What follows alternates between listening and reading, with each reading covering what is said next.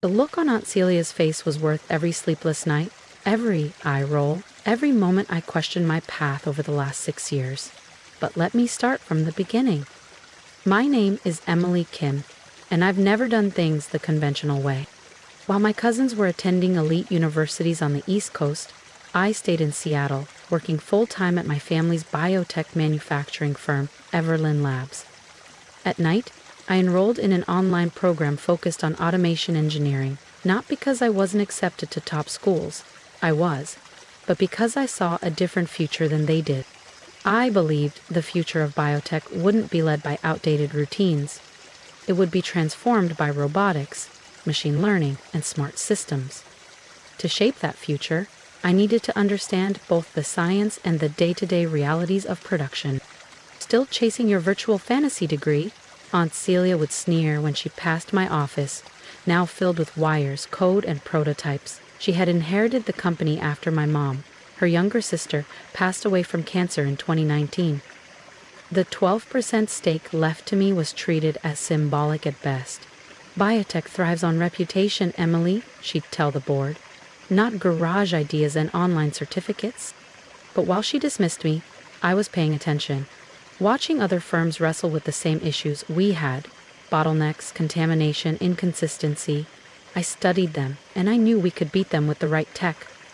My cousin Evan, Aunt Celia's pride and joy, laughed at me once in the cafeteria. Freshly minted from Wharton and already promoted to COO, he said, "She's never giving control to someone who graduated from Zoom U." I didn't respond, I just worked. And when I patented a system that boosted output by 300% and slashed overhead, the board finally looked to me, not as a backup, but as the future. I wasn't the girl with the online degree anymore.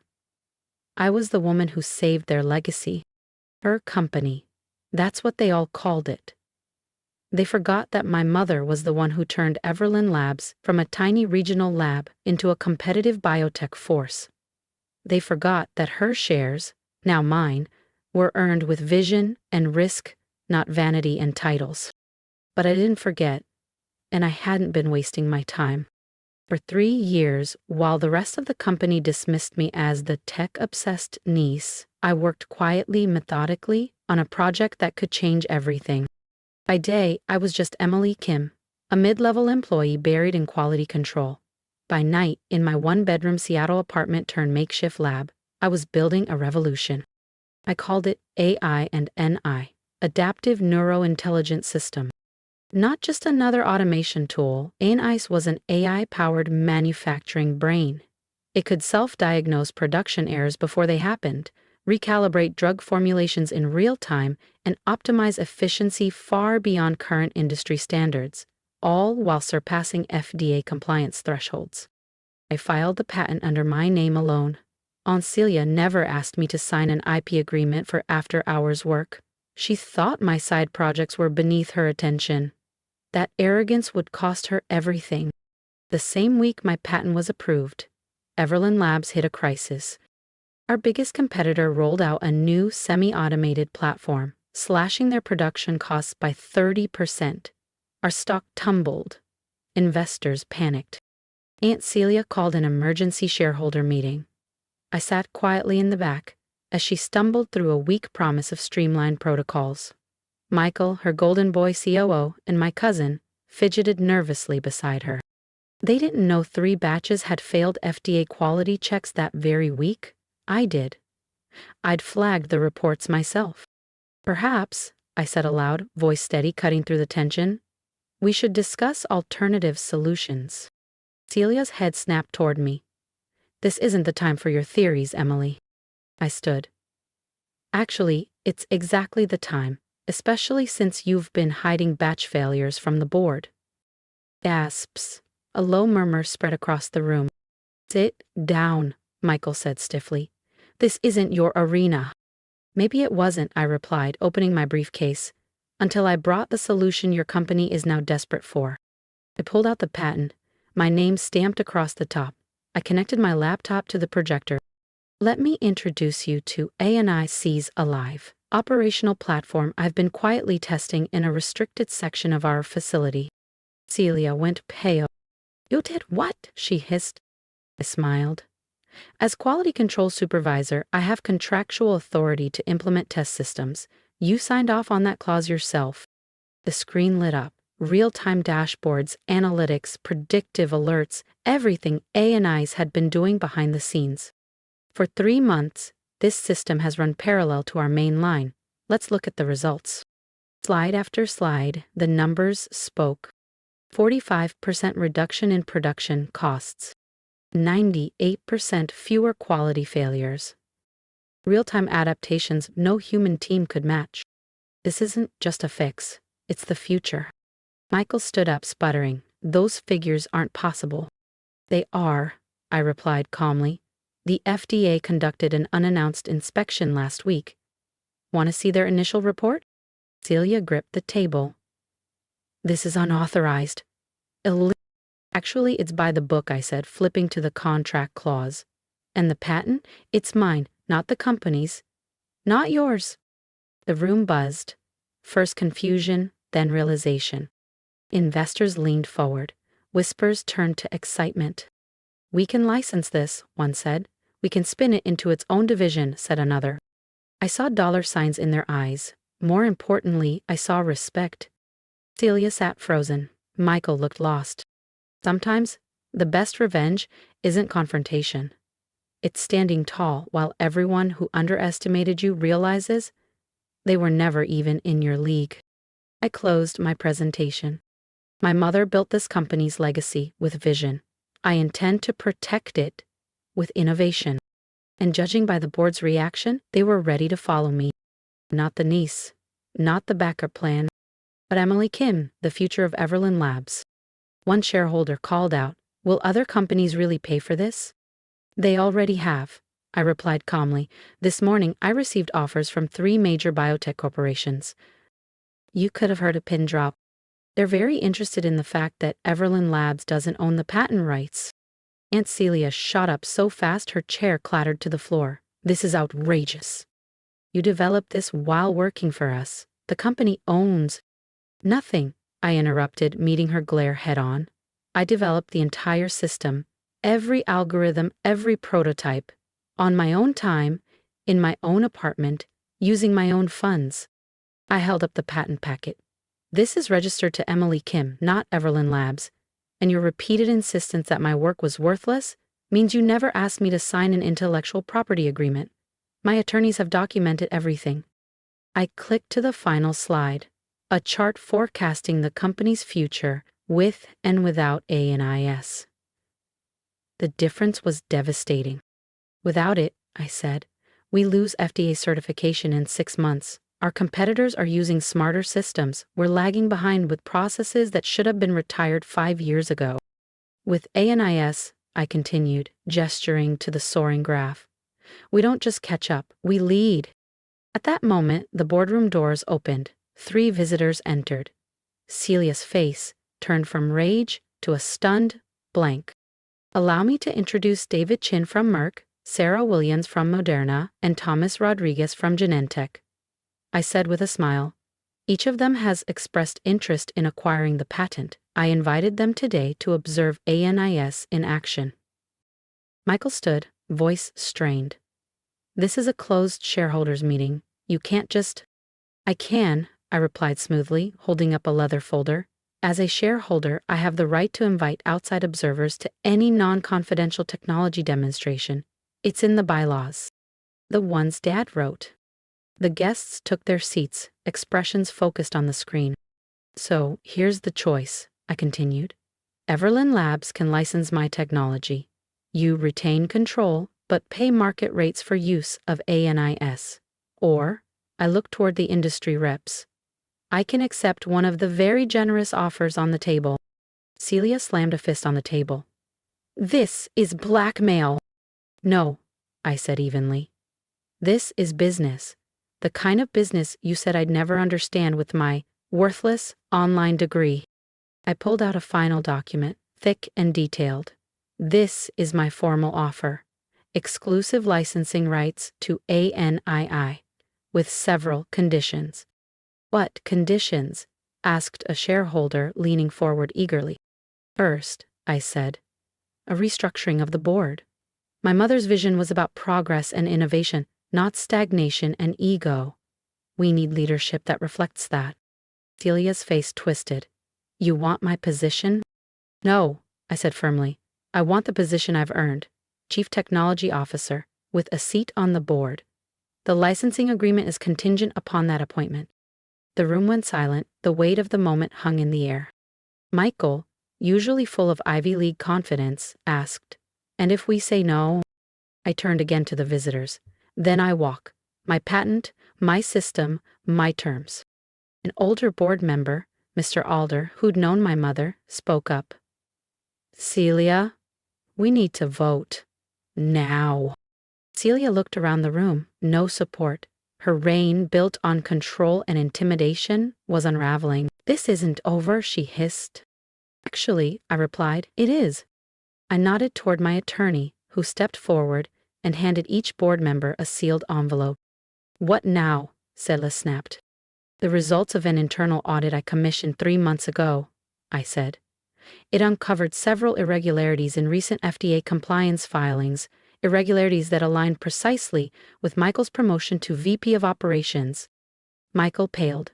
Celia opened her envelope. "The full report has already been submitted to the appropriate federal agencies," I said, keeping my voice steady. "So you have a choice. Accept my proposal or explain to regulators why your records don't match actual batch data." Chaos erupted. Board members whispered, huddled, argued. I stood calmly at the front, watching everything my family once used to dismiss me. Status, fear, tradition, crumble.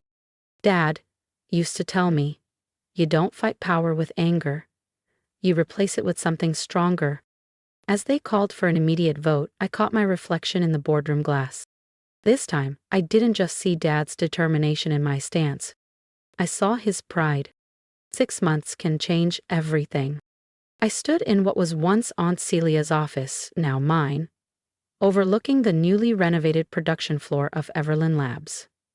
Below me, A&I hummed quietly, its intelligent algorithms coordinating a seamless ballet of automation, data calibration, and precision pharmaceutical output.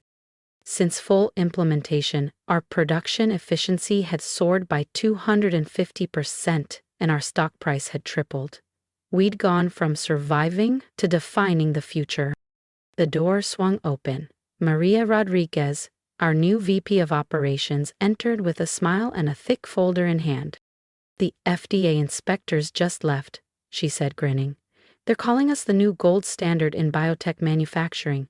They even want to model future regulations after our systems." I smiled, remembering how Aunt Celia once warned that my garage project would destroy the company's credibility. She'd been wrong. About that, about me, about everything. The fallout from that fateful shareholders' meeting had been immediate. The board had voted unanimously to accept my proposal, not just because of the patent, but because of the truth the audit revealed. Michael had been falsifying compliance records for months. When the full investigation concluded, he faced multiple charges.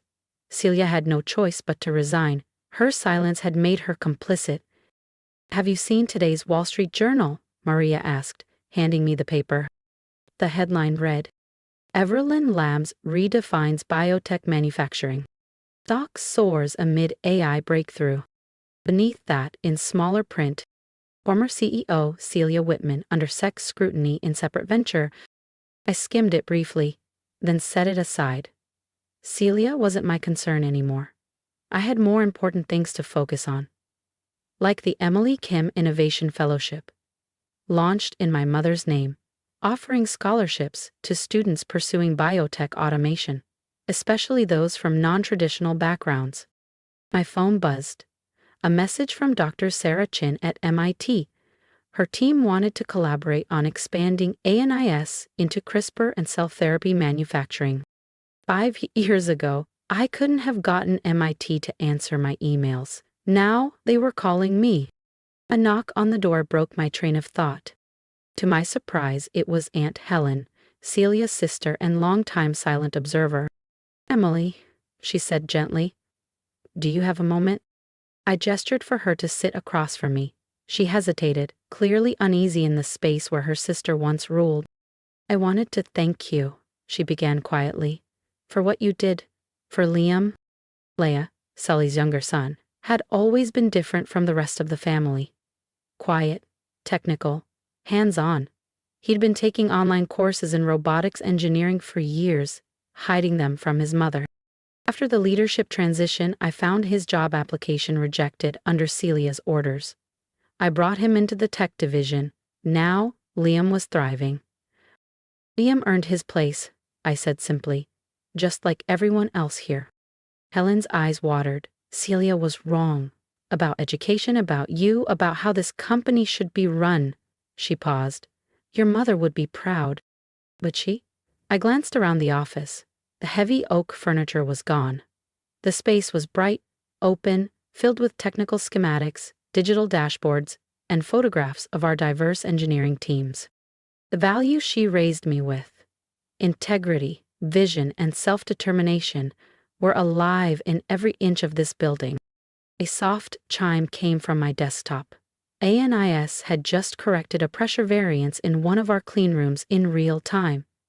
Another quiet miracle. Another reason I'd never regret the road I took. "Oh, Celia?" I asked, though I already knew. Industry newsletters tracked her every failed startup, each doomed by her refusal to adapt. "She's adjusting," Helen said carefully. "The SEC investigation's taking its toll, but maybe it's what she needed. She's finally starting to see the world's changed." And it had. Everland Labs wasn't just a family business anymore. It was a biotech powerhouse, valued at over $2 billion, 0 cents, with major firms licensing our tech and students from around the world applying to join us. My assistant buzzed in. The quarterly board meeting was about to start. Helen stood. "I heard about your scholarship fund," she said at the door. Celia saw it too. She never said anything, but I think she finally understands what she missed. After she left, I walked down to the production floor. No one looked up. That was a good thing. They were too focused, too passionate, too proud of their roles in shaping this new era.